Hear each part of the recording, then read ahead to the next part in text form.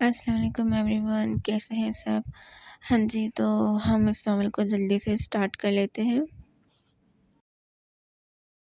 پورے ہفتے میں نے اپنے باس سے چھٹی کا نام تک نہ لیا، بلکہ اوپر سے اضافی کام بھی بوجھ کی طرح سر پر رکھ دیا گیا تھا۔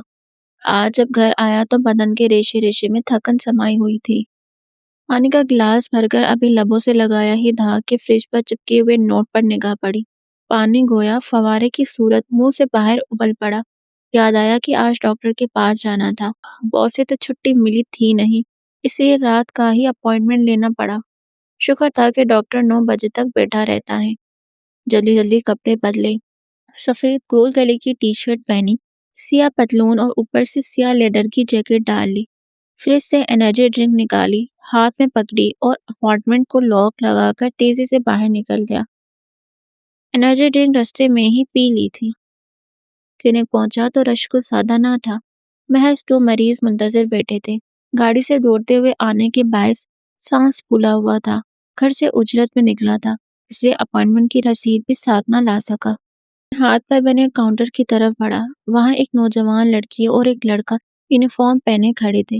چونکہ کافی عرصے سے میرا آنا جانا تھا، اس لیے دونوں مجھے دیکھتے ہی مؤدب انداز میں سیدھے کھڑے ہو گئے۔ دل میں خیال گزرا کہ اس دنیا میں کلائنٹس کو واقعی بڑی عزت ملتی ہے۔ ہیلو سر، کیسے مزاج ہیں؟ بڑے دن بعد آئے ہیں؟ لڑکی نے مسکراتے ہوئے پوچھا۔ بس ذرا مصروف رہا، دراصل میں اپائنٹمنٹ کی رسید گھر بھول آیا ہوں، اب اگر واپس گیا تو دیر ہو جائے گی۔ کیا آپ میرے نمبر سے دیکھ سکتی ہیں کہ میرا اپائنٹمنٹ کب ہے؟ میں نے قدرے جھجکتے ہوئے کہا۔ لڑکی نے فوراً کہا، جی سر، ذرا ٹھہریے، میں ابھی دیکھتی ہوں، اور کمپیوٹر میں نام ڈھونڈنے لگی۔ میں نے یوں ہی نظر دوڑائی تو کمرے کے دروازے سے وہ نمودار ہوئی۔ وہ یکسر بے نیازی سے میرے سامنے سے گزری اور باہر نکل گئی، گویا میں وہاں موجود ہی نہ تھا۔ خیال آیا کہ آخر وہ یہاں آئی کیوں تھی۔ اسی سوچ میں گم تھا کہ کاؤنٹر پر کھڑے لڑکے نے میرے کندھے کو ہلکا سا چھوا۔ میں چونک کر اس کی طرف متوجہ ہوا۔ جی سر، آپ کا نمبر ان کے بعد ہی ہے۔ اس نے ایک پرچی مجھے تھمائی۔ میں نے سر ہلا کر شکریہ ادا کیا اور ایک نگاہ باہر ڈالی۔ سرخ گاڑی کی جو اگر ایف پیس کے ساتھ پشت ٹکائے وہ کھڑی تھی، فون کان سے لگا رکھا تھا اور پاؤں کی نوک سے زمین کھروچ رہی تھی۔ ایک ہاتھ جیب میں تھا، دوسرا فون تھامے۔ جب یکدم میری توجہ اس سے کسی کی آواز نے ہٹائی۔ مسٹر غازی، ڈاکٹر صاحب انتظار کر رہے ہیں۔ کاؤنٹر والے لڑکی نے آواز دی تو میں چونک کر اندر کی طرف بڑھا۔ دروازہ کھول کر اندر گیا تو ڈاکٹر ولیم حسب عادت مسکرا دیے۔ آ گئے مسٹر غازی، آؤ بیٹھے۔ کرسی کی طرف اشارہ کیا تو میں بھی مسکراتا ہوا بیٹھ گیا۔ تم اس بار ذرا لیٹ ہو گئے، مصروفیات کچھ زیادہ بڑھ گئی کیا؟ میں نے سر اس بات میں ہلایا۔ جی، کچھ زیادہ ہی مصروف رہا، مگر آئندہ دھیان رکھوں گا اور کوشش کروں گا جلدی آیا کروں۔ وہ مسکرائے۔ کوئی بات نہیں، یہاں آنا تبھی بہتر ہے جب دل خود راضی ہو، ورنہ زبردستی کا علاج کچھ کام نہیں آتا۔ اس کے بعد آدھے گھنٹے تک سوال و جواب کا سلسلہ چلتا رہا۔ کمرے میں عجب سکون تھا۔ ایک طرف پھولوں کی سبز خوشبو، سامنے کتابوں سے بھری الماری اور دائیں ہاتھ پر بھورا کاؤچ۔ پورا آدھا گھنٹہ سوالات کرنے کے بعد وہ خاموش ہوئے اور پیٹ پر کچھ لکھنے لگے۔ ڈاکٹر، اس سے پہلے جو لڑکی آئی تھی مس زویا، انہوں نے قلم روکا اور میری طرف دیکھا۔ وہ ایک خوش کن اور نرم گو انسان تھے، جس کی وجہ سے میں باقی ماہر نفسیات کو چھوڑ ان کے پاس آیا تھا۔ میں جانتا ہوں آپ اپنے مریضوں کو افشا نہیں کرتے، مگر وہ لڑکی جو ابھی پہلے یہاں سے نکلی تھی، دراصل میں اسے جانتا ہوں۔ کیا آپ بتا سکتے ہیں کہ وہ یہاں کیوں آئی تھی؟ ڈاکٹر ولیم نے چشمہ اتارا، میز پر رکھا اور کرسی سے ٹیک لگا کر مجھے دیر تک دیکھتے رہے۔ مسٹر غازی، آپ تو پرانے مریض ہیں میرے، جانتے ہیں کہ میں کبھی کسی کے بارے میں کچھ نہیں کہتا۔ ان کے لہجے میں نرمی بھی تھی اور ایک ایسی قطعیت بھی جسے انکار ممکن نہ تھا۔ میں نے ایک منصوری سی مسکراہٹ اوڑھی، مگر دل کے اندر بے چینی نے ہلچل مچائی ہوئی تھی۔ انہوں نے قلم دوبارہ ہاتھ میں لے لیا اور ذرا جھکے۔ یہ تو بتائیں، آپ کو اس لڑکی کے آنے جانے سے سروکار کیا ہے؟ میں نے نظریں جھکا لی۔ ان سب میں سب سے زیادہ وہ ہرٹ ہوئی تھی۔ ڈاکٹر لائم نے چونک کر مجھے دیکھا۔ تو کیا یہ وہی زویا ہے؟ وہ حیران تھے۔ میں نے انہیں دیکھ کر ہاں میں سر ہلایا۔ ڈاکٹر ولیم کے چہرے پر سنجیدگی گہری ہو گئی۔ وہ کرسی کی پشت سے ٹیک لگائی اور مجھے دیکھنے لگے۔ میں خاموش رہا، انگلیاں بے چینی سے ہاتھ پر چلتی رہی۔ ڈاکٹر ولیم نے ہلکی سانس بھری۔ زویا کی کیفیت تمہارے جیسی ہے، بلکہ تم سے زیادہ پیچیدہ۔ میں اس کا ذکر نہیں کر سکتا، مگر اتنا ضرور کہوں گا کہ وہ بھی بھاگ رہی ہیں۔ جسے تم اپنے ماضی سے بھاگتے ہو، ویسے ہی وہ اپنے ماضی سے بھاگ رہی ہیں۔ وہ رکے، پھر نرم لہجے میں بولے۔ میں نے نظریں اٹھا کر ان کی طرف دیکھا۔ دل چاہ رہا تھا کہ پوچھوں کس سے، کس بات سے، مگر ان کی آنکھوں کی گہرائی نے مجھے روک دیا۔ ڈاکٹر ولیم نے قلم بند کیا اور کاغذ میز پر رکھ دیا۔ ڈاکٹر ولیم کی آواز پھر ابھری۔ یاد رکھو، علاج ہمیشہ دو طرح کا ہوتا ہے، ایک وہ جو ڈاکٹر کرتا ہے، دوسرا وہ جو وقت کرتا ہے۔ میں کرسی پر بے جان سا بیٹھا رہا، جیسے میرے اندر کسی نے چراغ جلا دیا ہو، مگر روشنی دکھ کے ساتھ ملی ہو۔ جس طرح تمہاری ماں کا علاج نہ وقت پر پایا، نہ ہی کوئی ڈاکٹر، اسی طرح زویا کا علاج بھی نہ وقت پا رہا ہے، نہ ہی کوئی ڈاکٹر۔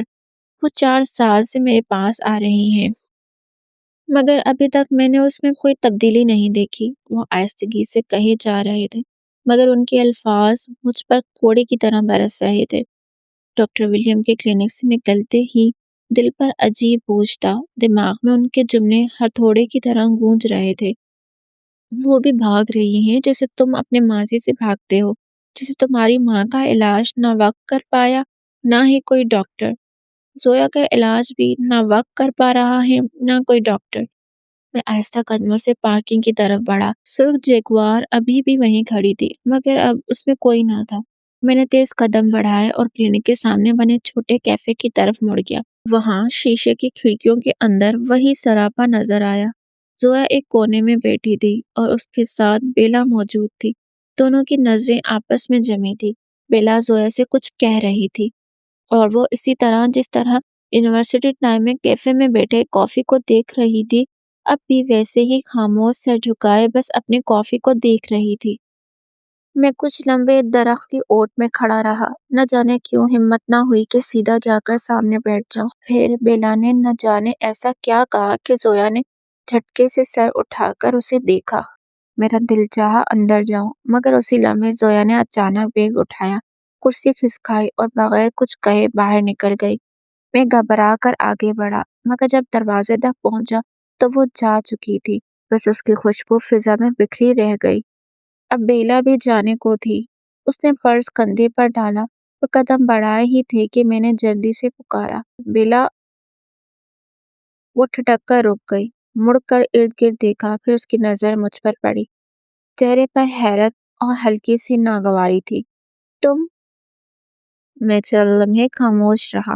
اس نے نفرت سے مجھے دیکھا اور مڑ کر تیز تیز قدموں سے جانے لگی۔ میں بھی اس کے پیچھے بھاگا۔ بیلا، مجھے زویا کے بارے میں جاننا ہے۔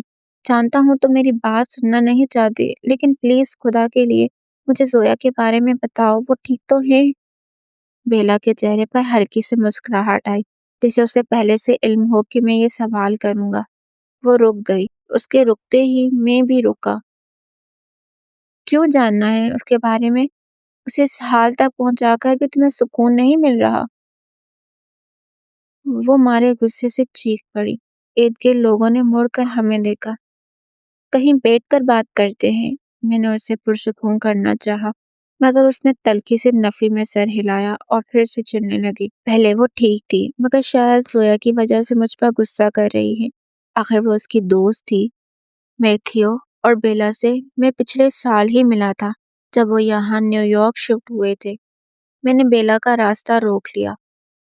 بیلا، پلیز ایک بار میری بات سن لو۔ میں جانتا ہوں کہ میں نے غلطیاں کی ہیں، مگر خدا کے لیے مجھے زویا کے بارے میں بتاؤ۔ میں باقاعدہ التجا کرنے پر اتر آیا۔ کمال ہے، تلخی سے ہنسی تھی۔ میری گردن مزید جھکی۔ میں صرف زویا کے بارے میں جاننا چاہتا ہوں، وہ ٹھیک تو ہے؟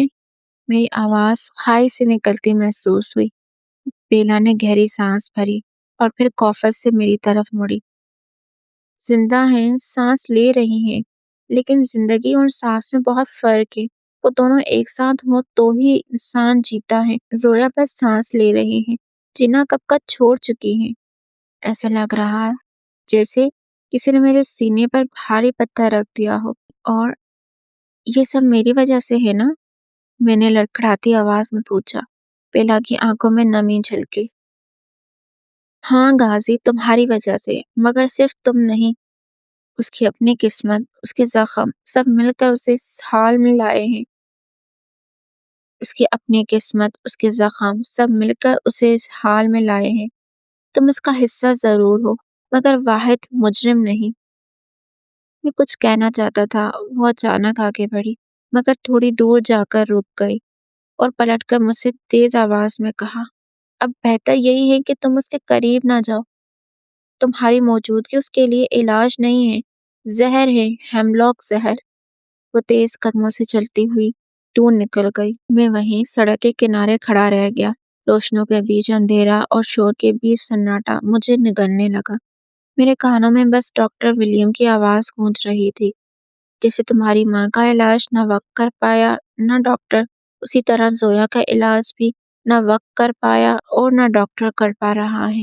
اور یہ الفاظ ایسے محسوس ہو رہے تھے گویا کوئی گرم سیسا میرے کانوں میں انڈیل رہا ہو۔